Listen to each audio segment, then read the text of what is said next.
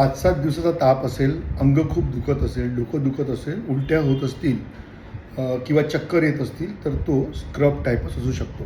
लक्षात पावसाचा लपंडाव यामुळे स्क्रब टायफसचे रुग्ण मागच्या 2-3 दिवसापासून बऱ्या प्रमाणात आढळायला लागले आहेत. या आजाराची लक्षणं म्हणजे ताप येणे, अंगपाय दुखणे, डोकं दुखणे, उलटी आल्यासारखं होणे, उलटी होणे किंवा कधी जास्त सिरियस पेशंट झाला तर झटके येणे आणि याच्यात किडनी किंवा लिव्हरसुद्धा खराब होऊ शकतं. परंतु छोटीशी जर काळजी घेतली तर आपण स्वतःला आणि इतरांना सुद्धा या आजारापासून वाचवू शकतो. हा जो आजार आहे हा एक चिगर माईट नावाचे छोटेसे किडे असतात, बरेचदा गोचिडासारखे, बरेचदा इतके सूक्ष्म असतात की डोळ्यांनी सुद्धा दिसत नाही.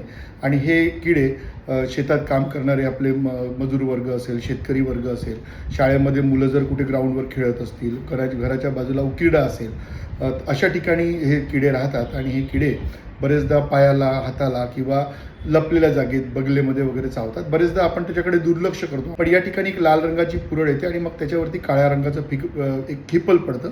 याला आपण इश्चार म्हणतो. बरेचदा डॉक्टर तपासण्या करतात, त्यांना तपासणीमध्ये काहीच मिळत नाही.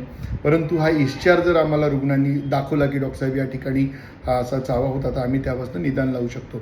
विशेष करून ग्रामीण भागामध्ये काम करणाऱ्या डॉक्टरांनी सुद्धा काळजी घ्यायची आहे की बरेचदा रुग्ण ही गोष्ट आपल्याला सांगत नाही, तर पूर्ण त्याला विचारा किंवा शोधा की असे काही सापडतात का. परंतु हा इश्चार प्रत्येकच रुग्णामध्ये असेल असं नाही. 30 ते 40% रुग्णांमध्येच हा इश्चार सापडतो.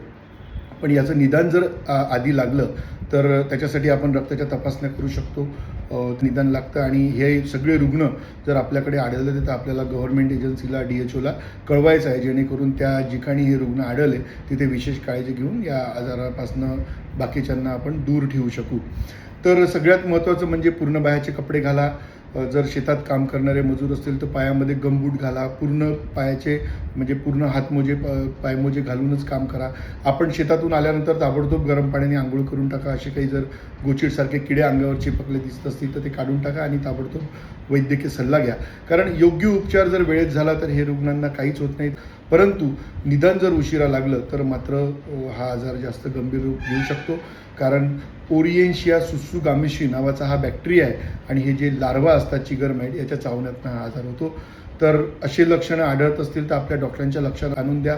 ताबडतोब तज्ज्ञांचा सल्ला घ्या आणि ही माहिती इतरांपर्यंत पोचवा. कारण मागच्या 2-3 दिवसात खूप मोठ्या प्रमाणात याचे रुग्ण किंवा सदृश आपण म्हणू शकतो.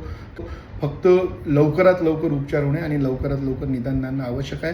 त्यामुळे ही माहिती जास्तीत जास्त लोकांपर्यंत पोचवा आणि ह्या आजारापासून स्वतःला आणि इतरांना दूर ठेवा. धन्यवाद.